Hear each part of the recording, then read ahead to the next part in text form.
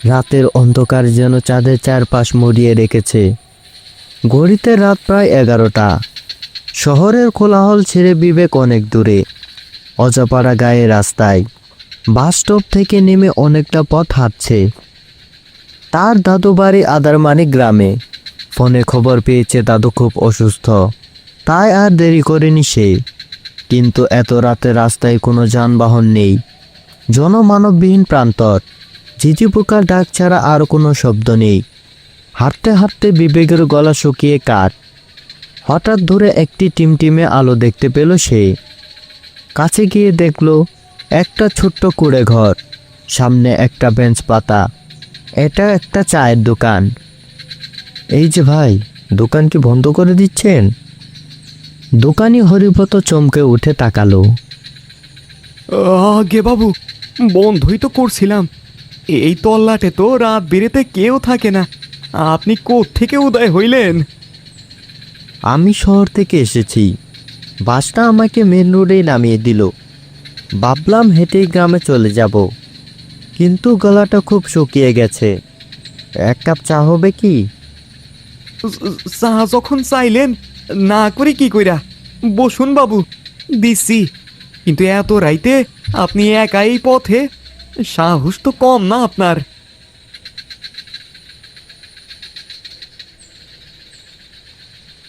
ভয়ের কি আছে? ভূত পেত তো বলতে কিছু নেই যে আমাকে ধরে নিয়ে যাবে।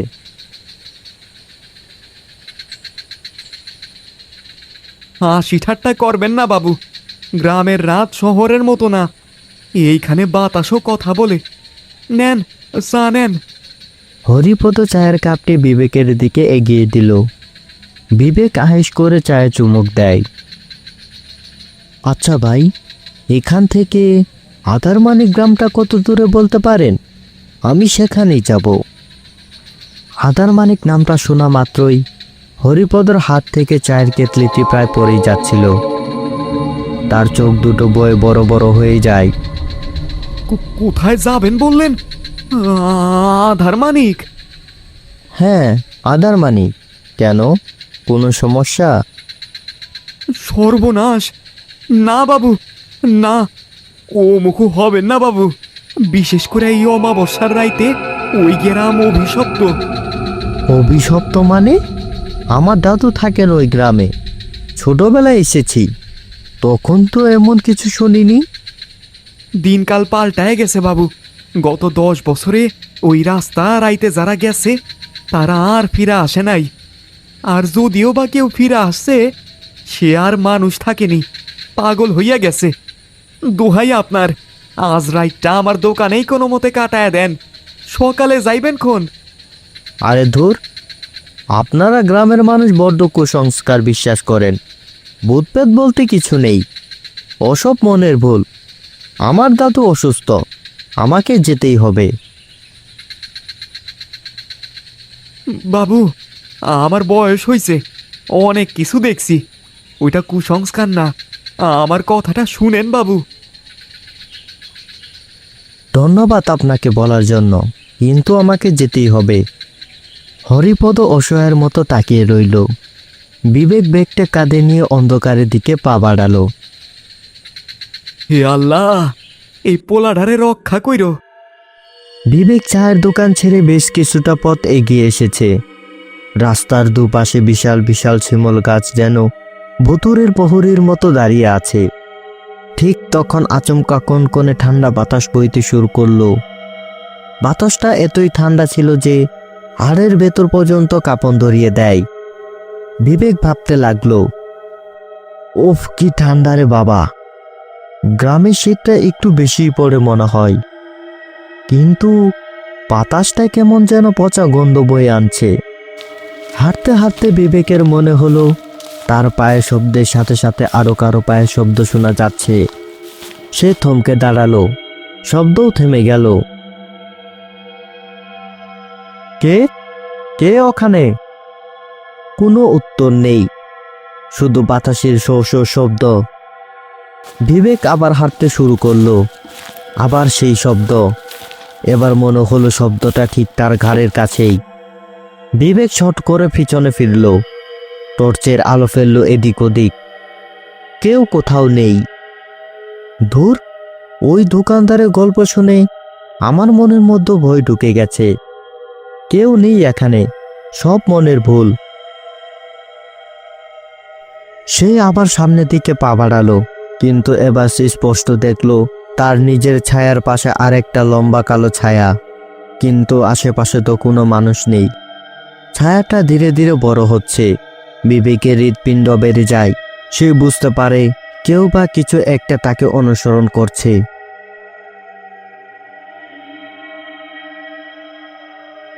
কে আপনি? সামনে আসুন, লুকিয়ে থেকে ভয় দেখাবেন না। একটা অট্টহাসির মতো শব্দ বাতাসের সাথে ভেসে এলো। বিবেক এবার কিছুটা ভয় পেল। সে পা চালিয়ে হাঁটতে শুরু করলো। হঠাৎ দেখলো রাস্তার মাঝখানে কুয়াশার ভেতর থেকে একটা অবয়ব ভেসে উঠছে। বিবেক থমকে দাঁড়ালো। সামনের অবয়বটি ধীরে ধীরে স্পষ্ট হচ্ছে।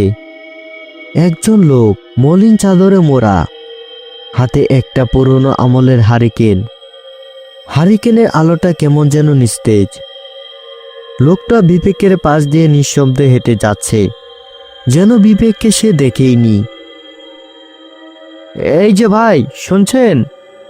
লোকটা থামলো। চাদরের আড়ালে তার মুখ ঢাকা, শুধু তার চোখ দুটো জ্বলজ্বল করছে। আপনি কে? এত রাতে এই জঙ্গলের রাস্তায় হারিকেন নিয়ে কোথায় যাচ্ছেন? আমি এই গ্রামের পাহারাদার। রাত বিরাতে গ্রাম পাহারা দেওয়াই আমার কাজ। পাহারাদার? আপনি কি ওই দিক থেকে এলেন? আমি সব দিক থেকে আসি বাবু, আমার কোনো নির্দিষ্ট দিক নেই। তা আপনাকে তো চিনলাম না, নতুন মনে হচ্ছে। যাবেন কোথায়? আমি আদারমানি গ্রামে যাব। ওখানকার জমিদার আমার দাদু। ও, জমিদার বাড়ির নাতি আপনি? মোহিনী মোহনের নাতি? হ্যাঁ, ঠিক ধরেছেন। আপনি আমার দাদুকে চেনেন? চিনব না? খুব ভালো করে চিনি। জমিদার মশাই তো এই এলাকার দেবতা, নাকি দানব? মানে, আপনি এসব কি বলছেন? কিছু না বাবু। তা আপনি একা একা রাস্তা চিনতে পারবেন তো? এই রাস্তাটা বড্ড গোলমেলে। আসলে অনেক বছর পর আসছি তো, তাই একটু গুলিয়ে যাচ্ছে। ওই চা দোকানদার বলল সোজা গেলেই গ্রাম, কিন্তু রাস্তা তো শেষই হচ্ছে না। আসুন আমার সাথে, আমি আপনাকে জমিদার বাড়ি পৌঁছে দিচ্ছি। ঠিক আছে, চলুন। দুজন পাশাপাশি হাঁটছে। পাহারাদারের হারিকেনের আলোয় পথটা সামান্য দেখা যাচ্ছে। চা দোকানদার আমাকে ভয় দেখাচ্ছিল, বলল এই গ্রামে রাতে কেউ আসে না, যারা আসে তারা নাকি আর ফিরে না। ব্যাপারটা কি বলুন তো? মানুষ যা বোঝে না তাকেই ভয় পায় বাবু, আর যা দেখে তা বিশ্বাস করতে চায় না। গ্রামে পাপ জমলে অভিশাপ তো লাগবেই। পাপ? কিসের পাপ? আর অভিশাপই বা কিসের? সে অনেক লম্বা গল্প বাবু। জমিদার বাড়িতে পৌঁছান, তারপর হয়তো অনেক কিছুর উত্তর পেয়ে যাবেন। আপনি কি অনেক দিন ধরে এই কাজ করছেন? হ্যাঁ, সে অনেক বছর। যেদিন থেকে আমার ডিউটি শেষ হওয়ার কথা ছিল, সেদিন থেকেই আসলে আমার আসল ডিউটি শুরু হয়েছে। বিবেক লোকটার কথার আগামাথা কিছুই বুঝতে পারল না। কথা বলতে বলতে তারা একটা বিশাল পুরনো বাড়ির সামনে এসে দাঁড়ায়। এই নিন বাবু, আপনার দাদুর বাড়ি। বাপরে, বাড়িটা তো 12টা বেজে গেছে। দাদু যে কেন সংস্কার করে না। ধন্যবাদ আপনাকে পথ দেখিয়ে দেওয়ার জন্য। বিবেক পকেট থেকে মানিব্যাগ বের করার জন্য নিচু হলো, ভাবলো লোকটাকে কিছু বকশিশ দেবে। এই নিন মিষ্টি খাওয়ার জন্য। বিবেক মুখ তুলে দেখলো সামনে কেউ নেই, ফাঁকা রাস্তা, হারিকেনের আলো নেই। সে এদিক ওদিক তাকালো, কোথাও কেউ নেই। আরে আজব তো, লোকটা এখনই তো এখানে ছিল, চোখের পলকে কোথাও হয়ে গেল। সে আর দেরি না করে দ্রুত ভেতরে ঢুকলো। বাড়ির ভেতরটা থমথমে পরিবেশ, কোথাও কোনো সারা শব্দ নেই। দাদিমা, ও দাদিমা, দাদিমা। কিছুক্ষণ পর উপরতলা সিঁড়িতে পায়ের শব্দ শোনা যায়। লন্ডন হাতে একজন বৃদ্ধা মহিলা নেমে এলেন। বিবেক, তুই এসেছিস ভাই? ওরে আমার সোনার মানিক রে, কত বড় হয়ে গেছিস তুই। কেমন আছো দাদিমা? আর দাদুর কি হয়েছে? ফোন করে তো ভালো করে কিছুই বললে না। আর বলিস না দাদু ভাই, তোর দাদুর অবস্থা ভালো না। শরীর তো খারাপ ছিলই, কিন্তু গত কয়েকদিন ধরে উনি মানসিক বিকারগ্রস্তের মতো আচরণ করছে। সারাক্ষণ কি সব আবোল তাবোল বকেই যায়। আবোল তাবোল বকেন মানে? ডাক্তার দেখাওনি? গ্রামের ডাক্তার এসেছিলেন, তিনি বলেছেন এটা নাকি বয়সের দোষ। কিন্তু তোর দাদু সারাক্ষণ ভয়ে কুড়ে থাকে, খালি বলে ওরা আসছে, ওরা আমাকে নিতে আসছে। ওরা মানে কারা? তা তো জানি না, তবে তিনি নাকি জানলার বাইরে ছায়া দেখতে পান। ছায়া? এই সব বাদ দাও, চলো তো দেখি দাদুকে। তারা দাদুর ঘরে গেল। বিছানায় শুয়ে আছেন তার দাদু। শরীর জীর্ণ শীর্ণ, চোখ দুটো গর্তে ঢুকে গেছে। বিবেককে দেখে তিনি গুলাটে চোখে তাকালেন। কে কে ওখানে? রতন, তুই এসেছিস? আমাকে আমাকে মাফ করে দে রতন। দাদু, আমি বিবেক, তোমার নাতি। রতনকে। বিবেক, ও তুই এসেছিস? যা যা, এখান থেকে চলে যা। এই বাড়ি অবশব্দ। রতন ছাড়বে না, কাউকে ছাড়বে না। দাদু শান্ত হও, কেউ নেই এখানে, আমি আছি তো। দেখলি তো, সারাক্ষণ ওই রতন রতন করে চিল্লিয়ে যায়, অথচ রতন নামে আমাদের এখানে কেউ কাজ করতো বলে আমার তো মনে পড়ে না।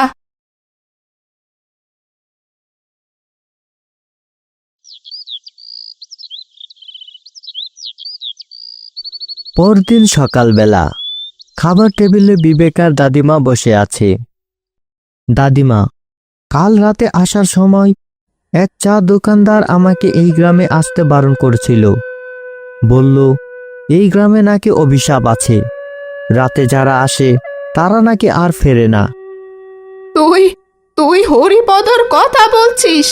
গ্রামের সবাই জানে, কিন্তু ভয়ে কেউ মুখ খুলে না। তোর দাদু সুস্থই ছিলেন, কিন্তু 1 মাস আগে এক অমাবস্যার রাতে তিনি বাইরে থেকে ফিরে হঠাৎ অসুস্থ হয়ে পড়েন। কি হয়েছিল সেদিন? সেদিন তিনি শহর থেকে ফিরছিলেন, রাত তখন অনেক। হন্তদন্ত হয়ে বাড়িতে ঢুকলেন।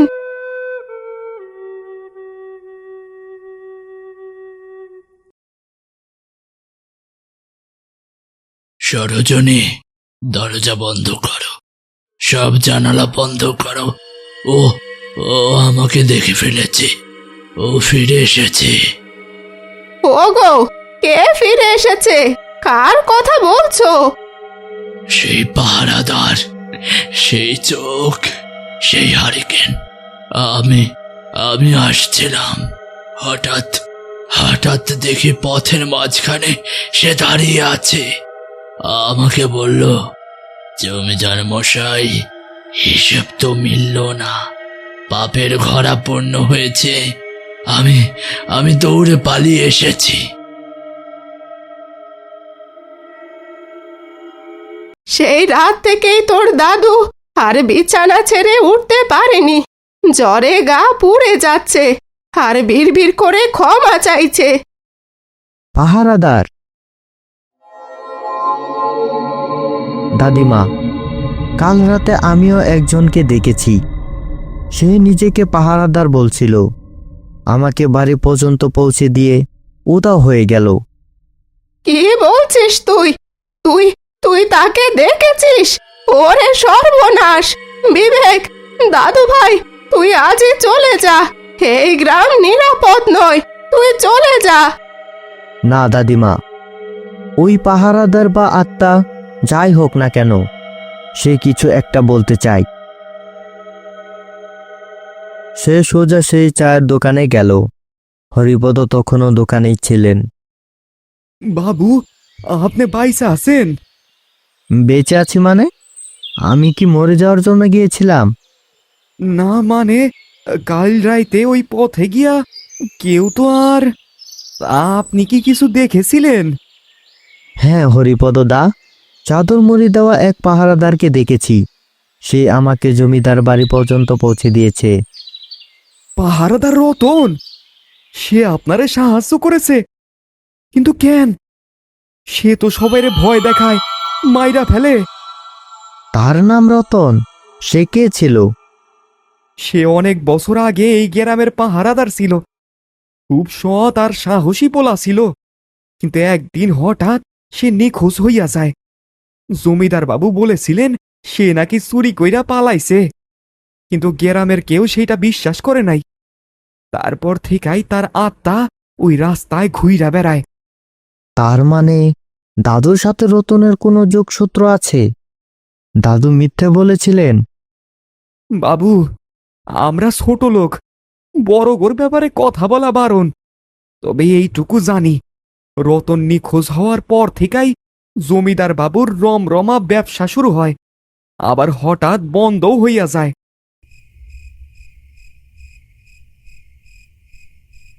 রাত ঠিক 12টা। বিবেক হাতে একটি টর্চ লাইট নিয়ে চুপি চুপি জমিদার বাড়ি থেকে বেরোলো। বিবেক সেই রাস্তায় গিয়ে দাঁড়ালো যেখানে কাল রতনকে দেখেছিল। রতন বাবু, আমি এসেছি। আপনি কোথায়? সামনে আসুন। হঠাৎ আবার সেই ঠান্ডা বাতাস বইতে শুরু করে। বিবেকের ঠিক সামনে এসে দাঁড়ায় রতন। আজ তার হাতে হারিকেন নেই। আপনি আবার এসেছেন বাবু? আমি সত্য জানতে এসেছি। আপনি কেন মানুষকে ভয় দেখান? কেন আমার দাদুকে তিলে তিলে মারছেন? আপনি কি চান? আমি মারছি না বাবু, তার নিজের কর্ম তাকে মারছে। আমি শুধু তাদের আয়না দেখাচ্ছি। কিসের কর্ম? কি করেছিলেন আমার দাদু? আর আপনি বা কিভাবে মারা গেলেন? আমাকে সব বলুন। আমি আপনাকে সাহায্য করতে চাই। সাহায্য? আপনি কি পারবেন আপনার নিজের রক্তের বিরুদ্ধে যেতে? পারবেন আপনার দাদুকে শাস্তি দিতে? যদি তিনি অপরাধী হন তবে অবশ্যই পারব। সত্যের চেয়ে বড় কেউ নয়। বলুন কি হয়েছিল? রতন ধীরে ধীরে তার চাদরটা সরালো। তার গলায় একটা গভীর ক্ষতের দাগ। সে বলতে শুরু করলো তার করুণ কাহিনী।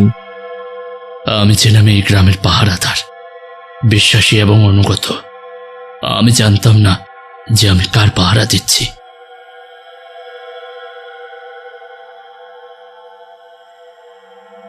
আমি সেদিন রাতে টহল দিচ্ছিলাম। হঠাৎ নদীর ঘাট থেকে কান্নার শব্দ পাই। এগিয়ে গিয়ে দেখি জমিদার বাবু তার লোকেরা জোর করে গ্রামের কিছু অসহায় মেয়েকে নৌকায় তুলছে। তারা মেয়েদের পাচার করছিল শহরে। হুজুর, এ আপনি কি করছেন? এরা তো আমাদের গ্রামের মেয়ে, এদের আপনি কোথায় পাঠাচ্ছেন? রতন, তুই এখানে যা দেখেছিস ভুলে যা। এই নে টাকা, মুখ বন্ধ রাখ। আমি গরিব হতে পারি হুজুর, কিন্তু বেঈমান না। আমি এখনই পুলিশ খবর দেব। আমি সবাইকে জানিয়ে দেব আপনি মানুষের ব্যবসা করেন। রতন দৌড়ে পালাতে চেয়েছিল, কিন্তু জমিদারের গুন্ডারা তাকে ধরে ফেলে। বড্ড বার বেড়েছিস তুই। আমার খেয়ে আমারে সর্বনাশ করবি?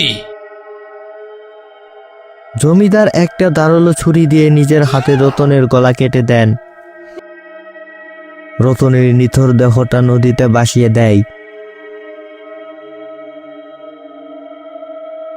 আমার লাশটা কেউ খুঁজে পায়নি। সবাই জানলো আমি চোর, আমি পালিয়েছি। সেই অপবাদ নিয়ে আমি মরেছি। আমার আত্মা শান্তি পায়নি বাবু। আমি চেয়েছিলাম এই গ্রামের মানুষকে সত্যটা জানাতে, কিন্তু আমি যখনই কারো সামনে গিয়ে দাঁড়াতাম সত্য বলার জন্য, তারা আমার রূপ দেখে ভয়ে জ্ঞান হারাতো।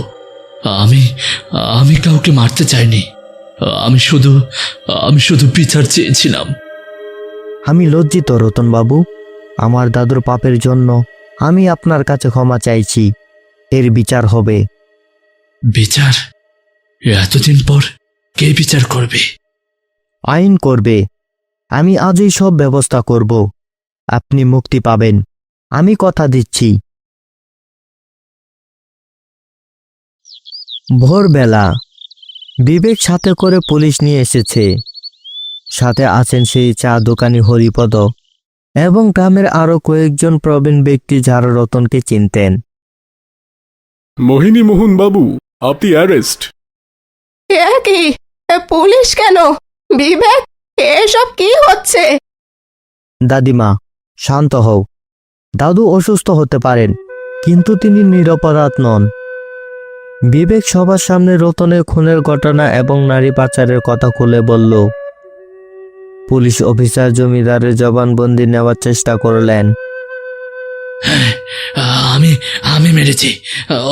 ও সব ফাঁস করে দিত, আমার ব্যবসা নষ্ট করে দিত। রতন আমাকে ছাড়বে না। ও এসেছে। দাদিমা কান্নায় ভেঙে পড়লেন, কিন্তু বিবেক তাকে সান্ত্বনা দিল। দাদিমা, পাপ করলে তার শাস্তি পেতেই হয়। রতনবাবু বিনা দোষে প্রাণ দিয়েছেন, তার কি বিচার হবে না? ধন্যবাদ বাবু, আজ আমি মুক্ত। আমি চললাম।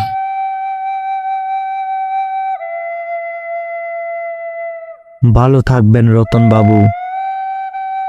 ধীরে ধীরে রতনের অবয়বটি সকালে সোনালি রোদের সাথে মিলিয়ে গেল। গ্রামের বাতাস থেকে সেই পচা দুর্গন্ধ দূর হয়ে গেল। পাখির ডাক শোনা যাচ্ছে। আদারমানিক গ্রামে যেন আজ সত্যিকারের সকাল হলো।